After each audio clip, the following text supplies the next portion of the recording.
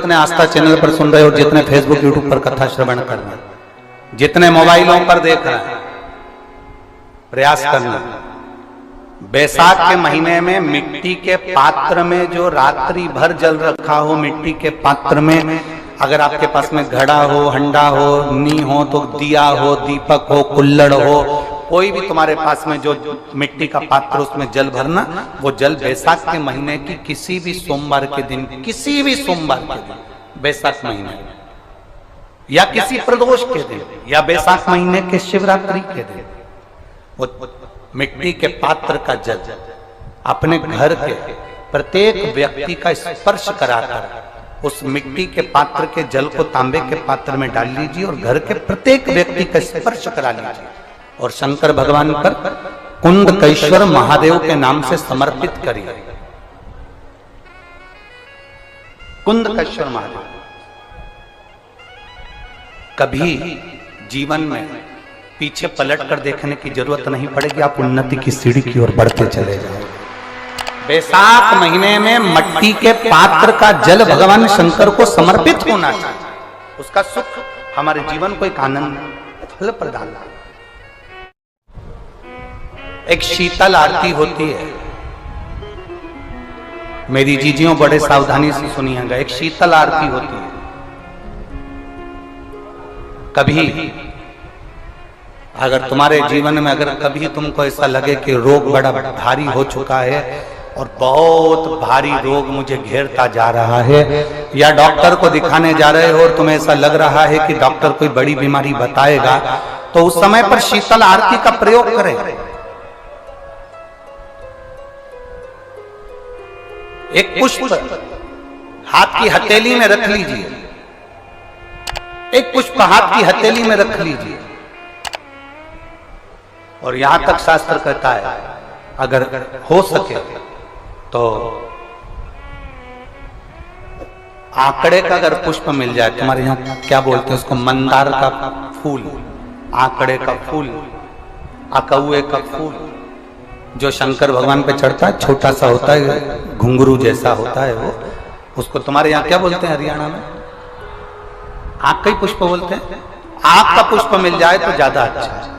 अब उसमें चाहे सफेद हो, चाहे नीला हो, चाहे गुलाबी हो, जैसा भी हो, हाथ में रखने के बाद हाथ में एक लोटा जल भगवान शंकर के शिवालय में जब आप प्रवेश करें, और प्रवेश करते समय भगवान के सम्मुख में जब भगवान शंकर के साक्षी में जब पहुंचे, आपके सामने पूजन में कोई भी सामग्री नहीं है, आपके पास में न दिया है, न बाती है, न गर्भवती है, न चंदन है, न कपूर है, न कोई सामग्री है, केवल एक आंख का पुष्प और एक लोटा जल आपके पास में है। शिवालय में पहुंचकर शीतल आरती का प्रयोग करो।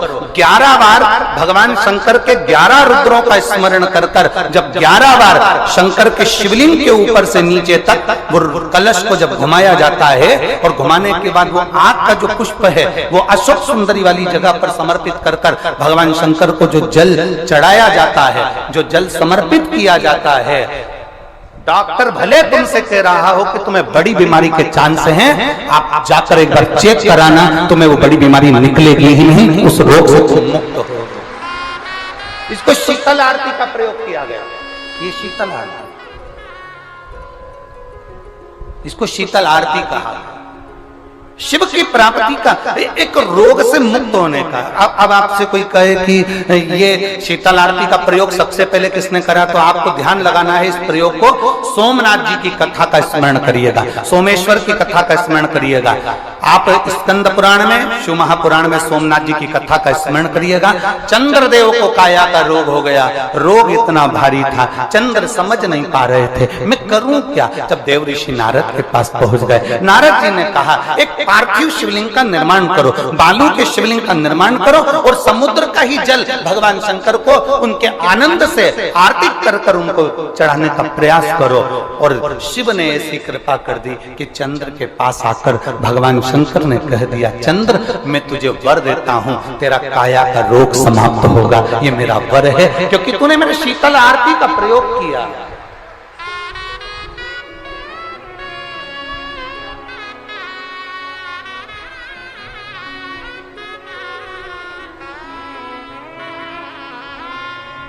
मेरी जीजियों, दो चीजें बड़ा स्मरण में रखिएगा। एक बैसाख महीने में मट्टी के पात्र का जल,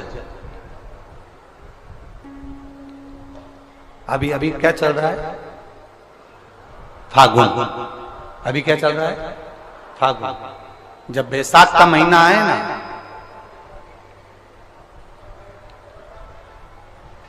जितने यहां बैठे और जितने आस्था चैनल पर सुन रहे हो, जितने फेसबुक यूट्यूब पर कथा श्रवण कर रहे हैं, जितने मोबाइलों पर देख रहे हैं, प्रयास करना। बैसाख के महीने में मिट्टी के पात्र में जो रात्रि भर जल रखा हो, मिट्टी के पात्र में, अगर आपके पास में घड़ा हो, हंडा हो, नी हो, तो दिया हो, दीपक हो, कुल्लड़ हो, कोई भी तुम्हारे पास में जो मिट्टी का पात्र, उसमें जल भरना। वो जल बैसाख के महीने की किसी भी सोमवार के दिन, किसी भी सोमवार के दिन, बैसाख महीने या किसी प्रदोष के दिन, या बैसाख महीने के शिवरात्रि के दिन, वो मिट्टी के पात्र का जल अपने घर के प्रत्येक व्यक्ति का स्पर्श कराकर उस मिट्टी के पात्र के जल को तांबे के पात्र में डाल लीजिए और घर के प्रत्येक व्यक्ति का स्पर्श करा लीजिए और शंकर भगवान पर कुंडकेश्वर महादेव के नाम से समर्पित करिए। कुंडकेश्वर महादेव। कभी जीवन में पीछे पलट कर देखने की जरूरत नहीं पड़ेगी, आप उन्नति की सीढ़ी की ओर बढ़ते चले जाओगे। बैसाख महीने में मट्टी के पात्र का जल भगवान शंकर को समर्पित होना चाहिए। उसका सुख हमारे जीवन को एक आनंद फल प्रदान। मेरी जीजियों, दो चीजें बड़ा स्मरण में रखिएगा। एक बैसाख महीने में मट्टी के पात्र का जल, अभी अभी क्या चल रहा है, फागुन। अभी क्या चल रहा है, फागुन। जब बैसाख का महीना आए ना,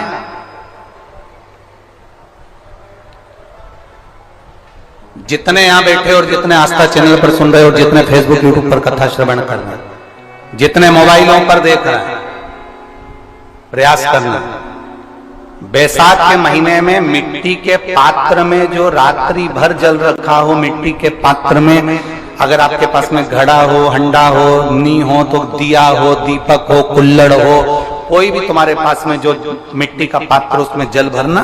वो जल बैसाख के महीने की किसी भी सोमवार के दिन, किसी भी सोमवार के दिन, बैसाख महीने या किसी प्रदोष के दिन, या बैसाख महीने के शिवरात्रि के दिन, वो मिट्टी के पात्र का जल अपने घर के प्रत्येक व्यक्ति का स्पर्श कराकर उस मिट्टी के पात्र के जल को तांबे के पात्र में डाल लीजिए और घर के प्रत्येक व्यक्ति का स्पर्श करा लीजिए और शंकर भगवान पर कुंडकेश्वर महादेव के नाम से समर्पित करिए।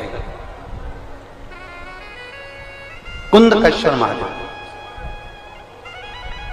कभी जीवन में पीछे पलट कर देखने की जरूरत नहीं पड़ेगी, आप उन्नति की सीढ़ी की ओर बढ़ते चले जाओगे।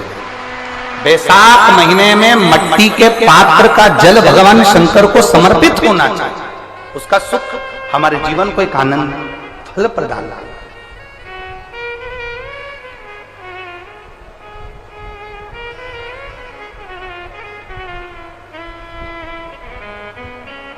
जैसे कहते हैं रोज शंकर के मंदिर में प्रतिदिन जाने वाले को, और एक और चीज अपने स्मरण में रहे, अगर शिव के मंदिर नहीं जा सकते तो अपने घर में जो शिवलिंग है उस पर जल चढ़ाओ। और यदि आप अपने शंकर के घर में शिवलिंग पर भी जल नहीं चढ़ा पा रहे हो तो किसी बेलपत्री का वृक्ष हो, उस वृक्ष के नीचे भी जल चढ़ाओ। और कभी मौका मिल जाए, कभी भगवान शंकर की बड़ी करुणा हो जाए, भगवान शंकर की बड़ी उदारता हो जाए, भगवान शंकर की बड़ी कृपा हो जाए, बड़ी कृपा हो जाए,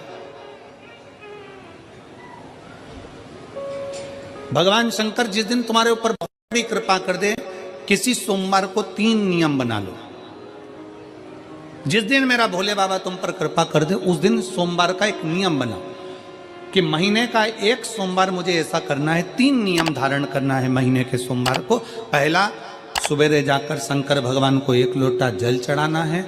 दूसरा, दोपहर के समय पर जाकर मुझे बेलपत्री के वृक्ष के नीचे एक चावल का दाना रखकर बेलपत्री की 7, 11, 21, 108, 51 जितनी परिक्रमा आप लगा सकते हो वो लगाना है। और तीसरा, बेलपत्री के वृक्ष के नीचे और शंकर के मंदिर के दरवाजे पर मुझे एक घी का दीपक लगाना है। बस ये 3 नियम जिसने महीने में एक बार ले लिया, समझ लो उसको पीछे हटने की जरूरत ही नहीं, वो आगे ही बढ़े। महीने के किसी एक सोमवार का ऐसा नियम बना लो कि मुझे 3 नियम धारण करना है। महीने के किसी भी एक सोमवार को हम ये नहीं कहेंगे कि तुम सोमवार 5 पढ़ रहे हैं तो 5 को करो, 4 पढ़ रहे हैं तो 4 को करो, 3 पढ़ रहे हैं तो 3 को करो।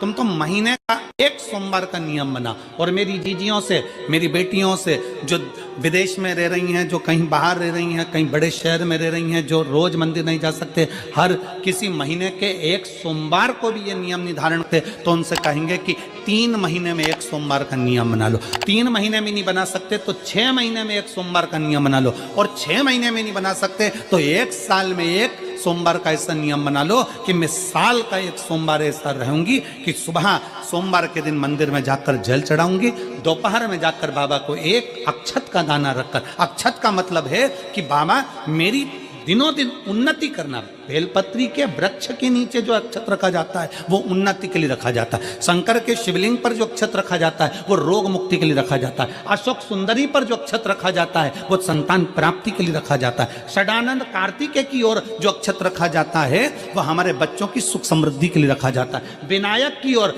गणेश जी की ओर जो अक्षत रखा जाता है वह हमारे घर में कोई मंगल कार्य आ जाए उसके लिए रखा जाता है। और जो पीठिका होती है जिसपे शिवलिंग रखा होता है, पार्वती जी का हस्तकमल, उस पर अक्षत रखा जाता है तो नारी के अखंड सौभाग्य के लिए रखा जाता है। अक्षत रखने का भी तरीका है। एक चावल का दाना कहाँ रखा जाता है, क्यों रखा जाता है, कैसे रखा। अब कई लोग कहते हैं गुरुजी ये शिव महापुराण में आप ये नियम बताते हो, तरीका बताते हो। हम तो उनसे कहेंगे डॉक्टर के पास जाओगे तो डॉक्टर भी गोली लिखकर ये नहीं कह देगा कि ये सारी गोली एक साथ खा जा। डॉक्टर भी कहेगा ये गोली सुबह खाना है, ये गोली शाम को खाना है, ये गोली दोपहर में खाना, ये गोली भूखे रहकर खाना। बोलो सही है कि गलत है। ये रात्रि को खाना खाने के बाद खा लेना, ये खाना खाने के पहले, ये नाश्ते के पहले। और सुनो ये दवाई, ये वाली पीछे वाली जो दवाई लो ना इसको दूध से लेना, ये वाली जो दवाई लो ना इसको पानी से लेना। और सुनो ये डब्बी है इसको पानी में मिलाकर फिर पीना। दवाई लेने का भी तरीका है, उसी तरह शिव महापुराण में एक एक अक्षत का भी तरीका है और एक एक बेलपत्री का भी तरीका है। अब मान लो कई लोग कहते हैं गुरुजी आप ये तरीका बताते हो शिव पुराण के माध्यम से, कई लोगों के मन में संशय जागता है, तो अगर हम एक साथ चावल चढ़ा दे तो उसका क्या तरीका है। तो हमारा निवेदन है डॉक्टर जो दवाई ले एक ही बार में निपटा जाए, एक ही बार में खा ले। दवाई एक बार में पूरी खा गए असर नहीं करेगी, इसमें डॉक्टर का कोई दोष नहीं है। उसने तो बताया था ऐसे लेना ऐसे लेना। और तुमने मैं डॉक्टर साहब ने पूछा दवाई पूरी ली, शाम की दवाई भूल गई थी, सवेरे की दवाई भूल गई थी, ये दवाई भूल गई थी। डॉक्टर कहेगा हमने तो नियम बताया तब तुमने नहीं खाई, तो असर कहाँ से करेगी। तुम असर कब करती है जब हम पूजन के तरीके को जान जाएं, जब हम अर्चना के तरीके को जाएं।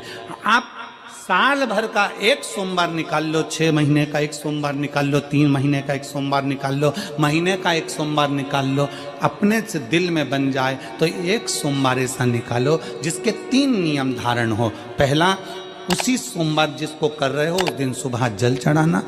दूसरे, दोपहर के समय पर जाकर बेलपत्री के वृक्ष के नीचे एक चावल का दाना रखना।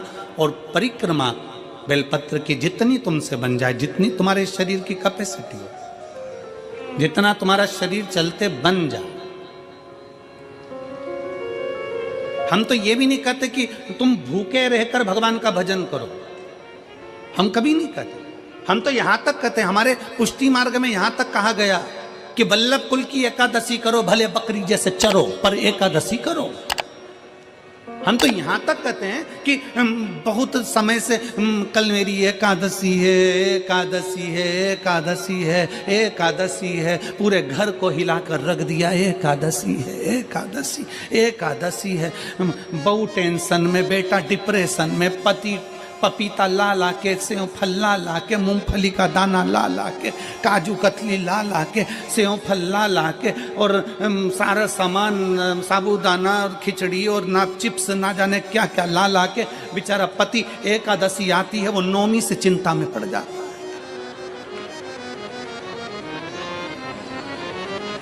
हम तो ये भी नहीं कहते कि तुम व्रत बहुत भारी करो, तुम व्रत उपास भी बहुत बहुत टेंशन वाला करो, ना ना ना।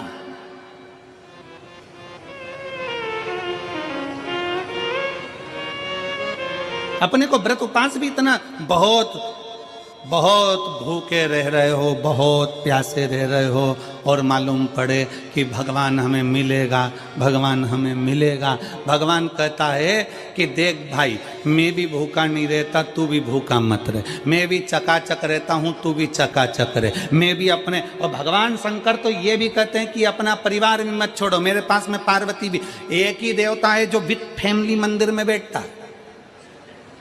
शंकर जी हैं तो पार्वती जी है, तो गणेश जी हैं, तो कार्तिकेय जी हैं, तो नंदी है, सब मंदिर के अंदर चाहिए। शंकर भगवान अपने पूरे परिवार के साथ। शंकर जी तो ये कहते हैं अकेले तुम क्यों रहते हो। शिव जी की एक बात अपने ध्यान में रखना, कितनी सुंदर बात है शंकर भगवान की, बहुत ध्यान में रखिएगा। आप जौहरी नहीं हो, हीरे को नहीं परख सकते। हम भी जौहरी नहीं है, हम हीरा को नहीं समझ सकते। पर भगवान शंकर ने पृथ्वी पर जिसको जन्म दिया उसको जौहरी बनाकर पैदा किया है, उसको जौहरी बनाकर भेजा है कि आप भले हीरा को न समझो चलेगा, पर अपने नजदीक में कोई दुखी है तो उसकी पीड़ा को जरूर समझना। भगवान शंकर कहते हैं उसकी पीड़ा का स्मरण।